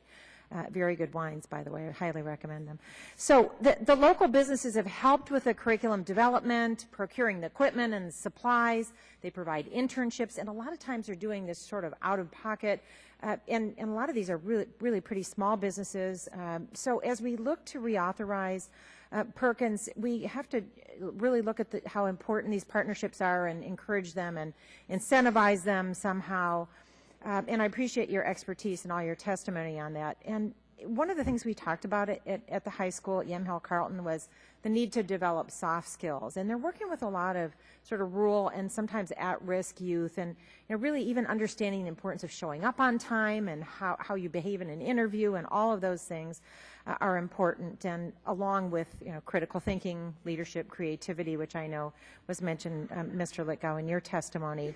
So the technical skills aren't enough. So as we consider the reauthorization, what can we do to improve the development of those soft skills that are not only our CTE students but all students need in a knowledge-based economy? And I'll start with Dr. Dan Messier. Congressman, I'm happy to respond to that. I couldn't agree with you more how important the employability skills are, and we consider that one of the real core elements of high-quality CTE. Make sure that students have the opportunity to participate in work-based learning opportunities so that they can, in fact, gain the employability skills that employers are telling us are so necessary. I think another really important component of that are our career and technical education student organizations. I don't know, I'm sure you've met some of the students. That's a wonderful example of how you can use your state and local CTE funds to really ensure that the students have the employability skills, because they have to make presentations, they have to come and testify before Congress, and they're very poised and articulate. So we consider employability skills as a very core, important element of a high-quality CTE program. Thank you. And I also wanted to ask about, and I know, Mr. Litkow, great what IBM is doing, that's wonderful, but what about all the small businesses that have needs? What's the best way to make sure that we're assessing the workforce needs of small businesses and getting their participation as well? Well, we're a business-to-business company. All of our clients are businesses, small, medium, and large, and as we talk to them, they have the same kind of needs and problems that we have, and I think the key word here is integration. The workplace skills, the technical skills, the academic skills, they're all not separate. They need to be integrated into the curriculum. And the public-private partnership is key. We shouldn't be afraid of input from the private sector in terms of embedding this into the curriculum. We have a curriculum in our higher education in the United States. It's called computer science. Computer science was developed in the United States. It was developed and inputted into higher education. It was created at the IBM company. It was a private company that created the academic discipline computer science. So there are a lot of businesses who have a lot of great ideas about the skills that are needed in a whole range of businesses. Thank you. And those I'm just skills about, can I'm be just embedded. about out of, thank you so much. I'm just about out of time. I don't want to interrupt, but I want to align myself with Mr. Inahos's concerns about balancing, changing to a competitive method of funding and how we prioritize equity. So I just want to align myself with those concerns moving forward, because we want to make sure that we still have equity in funding. So thank you, and I'm out of time. I yield back. Thank you. Gentlelady's time has expired. Mr. Thompson, you're recognized. Chairman, thank you. Members of the panel, thank you for being here, for your expertise and leadership. Thanks to the ranking member for submitting Mr. Langman's comments. Good friend and colleague, co-chair of the Career and Technical Education Caucus, which is a very strong bipartisan caucus here in a subject of much agreement in times of sometimes much disagreement, but not when it comes to career and technical education. I'm looking forward on my way home on Thursday, as I do frequently, of stopping outside of Harrisburg to visit a CTE training center, petroleum training center, actually very specific. Incredible opportunities provided for individuals. Somebody shared some statistics with me last week and talked about how someone with a bachelor's degree, and I'm a fan of higher education, I want to make that affordable, but how individuals, the statistic was, and we can make statistics say whatever we want to, but that the earning power, I think, was like at least 60% more over someone who didn't have that higher education degree.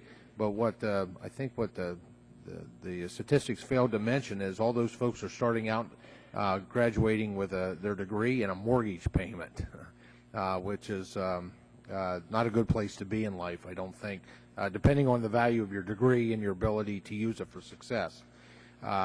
We're talking today about finding affordable access to success in life, and first I want to come back to Mr. Guthrie really teed up nicely, and you know, the bias and the stigma that's still out there, and I find it predominantly the target audience is parents, because that's the launching platform for youth as they pursue education. So if you had the opportunity and you only had about 50, you had that elevator message time that they talk about around Washington all the time to spend with a parent, you know, what would the message be that you would provide in that very short period of time of encouraging parents to be open-minded and to look at a pathway through career and technical education training for their children? Go ahead.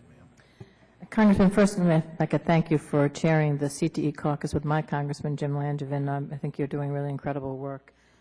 My message in the elevator would be that when your students are able to participate in a high-quality CTE program, they have a leg up, because not only are they going to graduate with a high school diploma, but they'll also graduate with an industry-recognized credential and be able to enter post-secondary education without the need for mediation, because they would have also participated in post-secondary education college credit courses. I would say to any parent, if you want your child to have the skills to be competitive and to have a middle-class lifestyle, and even further, this is the kind of opportunity that you don't want to deny them. Thank you. Yeah, I would say, and I do appreciate your leadership in career and technical education. Thank you for that. I would say it's not either or, it's both and. Choosing career and technical education doesn't mean you're not going to go ahead and receive a baccalaureate degree someday. It's just a pathway, and you can receive an industry-recognized credential. As you go to work and start to earn, you might go to a liberal arts college, and you might be in a job that pays more than some minimum wage jobs that other students are needing to take to pay their way through. And so not either or, both and it's just a pathway to prosperity for students. As the father of a daughter who is an engineer, I understand your comments about the values that parents play in helping their young people make decisions. I tell our young people, along with their parents, to turn pro sooner. Pro fireman, professional firefighter, professional police officer, professional nurse. Engage yourself in an occupation that's going to be rewarding for yourself. Okay, thank you. I want to get your feedback on just a specific tactic, get real specific at this point in terms of how we promote this. Do you view, to each of you, do you view creating an accelerated depreciation schedule for companies willing to donate equipment and technology as something that would further spark private investment in CT programs? I may comment first. So the partnerships that we established is more about not necessarily donating the equipment, but being a part of a training program.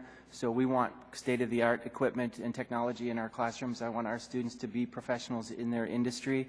So we're not in the business of taking old equipment that's not working any longer. I want to help create a brand for our students that they become professionals the day they enter our programs, and they think about their job as a profession just as they would their college degree. Right. And what time left, I just want to kind of touch on, I'm under the impression that moving to a competitive grant funding model, even with some equity protections, create a situation where LEAs and community colleges will not receive funding. I'm from a rural district. I've always had a concern with, the fact is the resources are not there for grant writing to be able to secure competitive funds. And so I express my concerns if moving more in that direction. I think it just creates some access issues. Gentleman's time has expired. Mr. Andrews.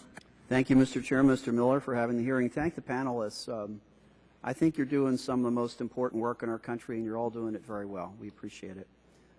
Dr. Flanders, what are the graduates in the system that you supervise? What are the people who graduated 3 years ago doing today? Do you know? We've been looking at recent graduates. We are just starting a study to look at the employment on a continuum and to look at some trend data. We have had some difficulty accessing labor wage records across state lines, and we have some regional economies, particularly in the Kansas City area, where people work on both sides of the line. How about people who graduated 1 year ago? We have individuals in health care. Many have entered the nursing fields. But do you have a complete data set of the people who graduated in 2012, what they're doing? Yes, and I can get you that information. What does it look like generally? What percentage of them are employed in the field for which they were trained? You know, typically placement rates average in the high 70% to low 80% across institutions. We are not we have some self-report data from in the field, but we are not able through the wage records to determine if they're in the field of study or not through those wage records.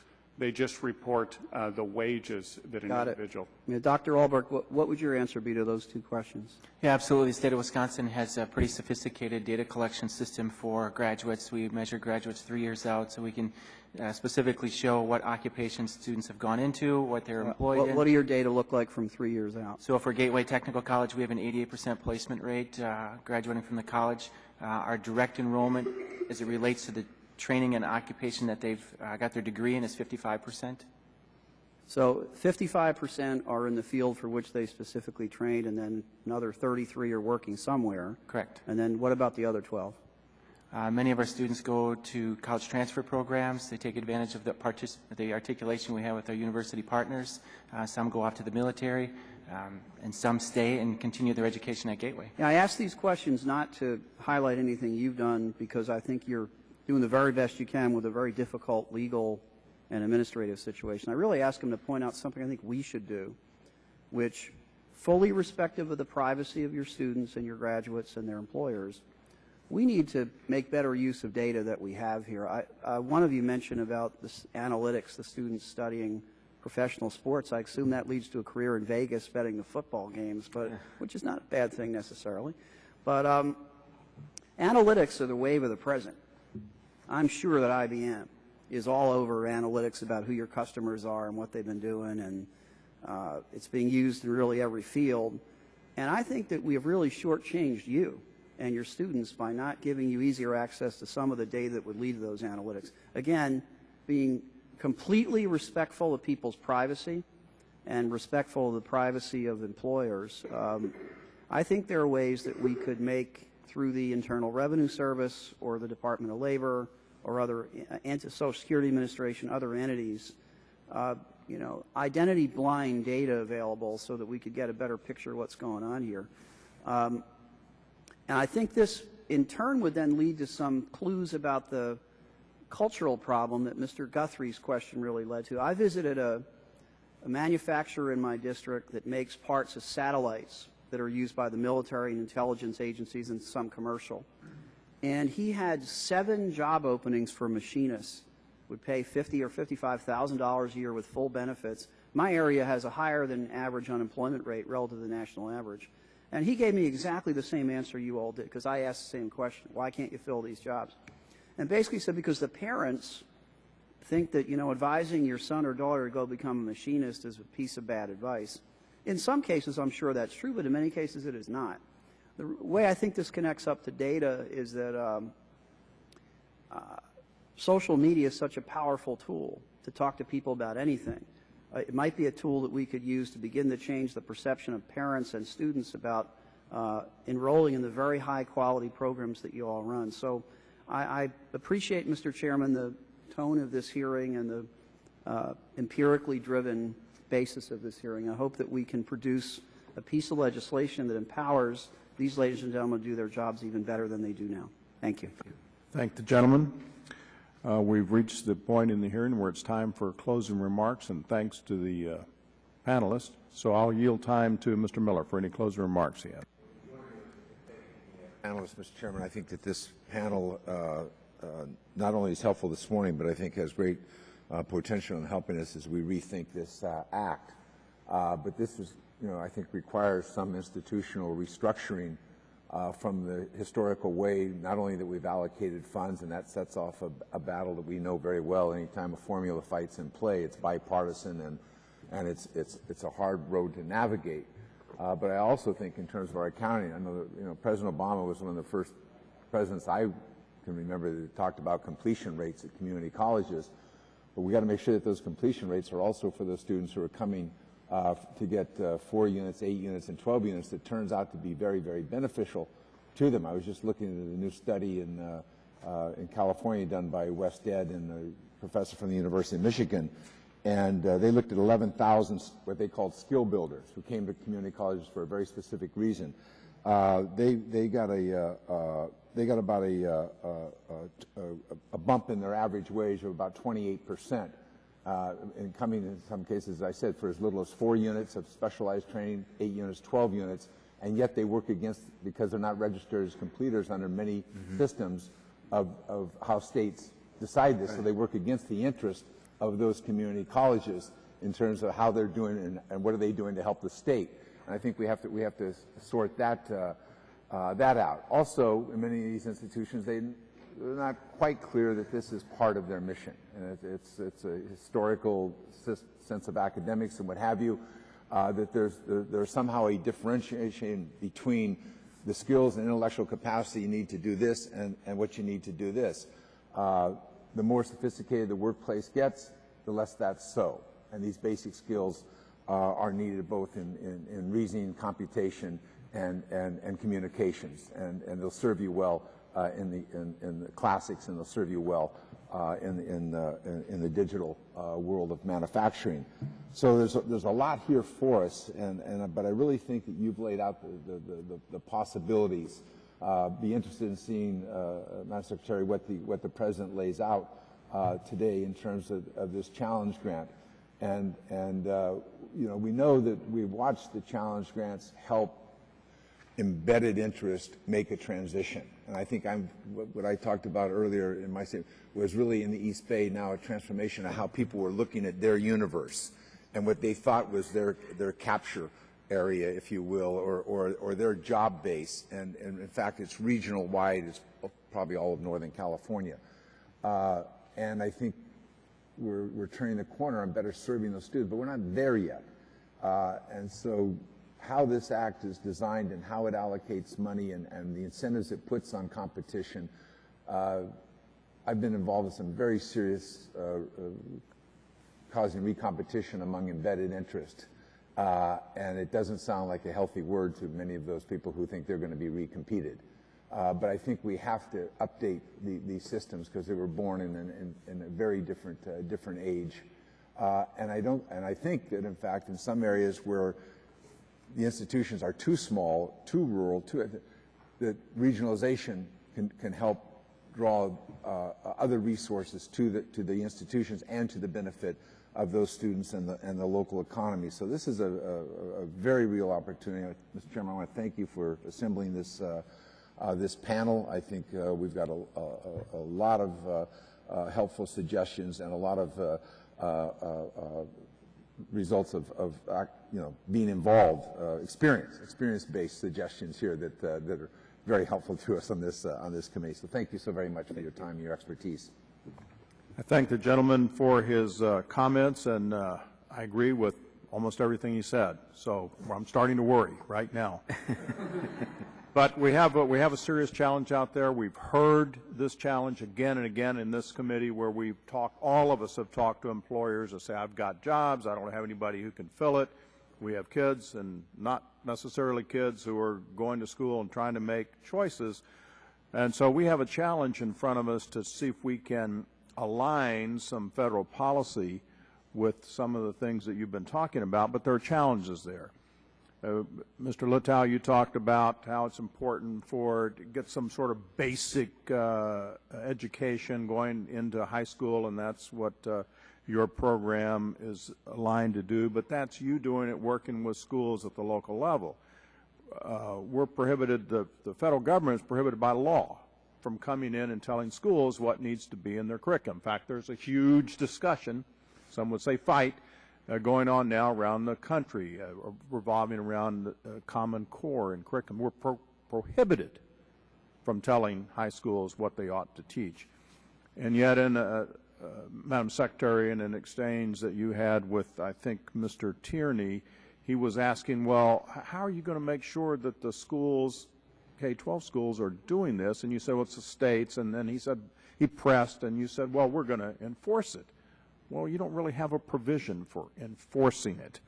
So those are challenges that we have to deal with, where you have some really good ideas that have come forward, and you get the involvement of business, and you get this alignment that's working, but we have to write policy here mindful of all these things. Privacy concerns when you're looking at data on graduates and how much money they're making and what happens when they cross the state line and all those things. Those are challenges here. It's not necessarily a tale of two cities, as Mr. Miller said, but it sort of is. Mm-hmm. And so we very much appreciate your expertise, and we love hearing the success stories, people getting jobs and schools succeeding and people lining up in the volunteer involvement of companies. So again, echo what Mr. Miller said, real expertise here. We appreciate very, very much your testimony and your involvement, and thank you for being here today. And with that, there being no further business, we're adjourned.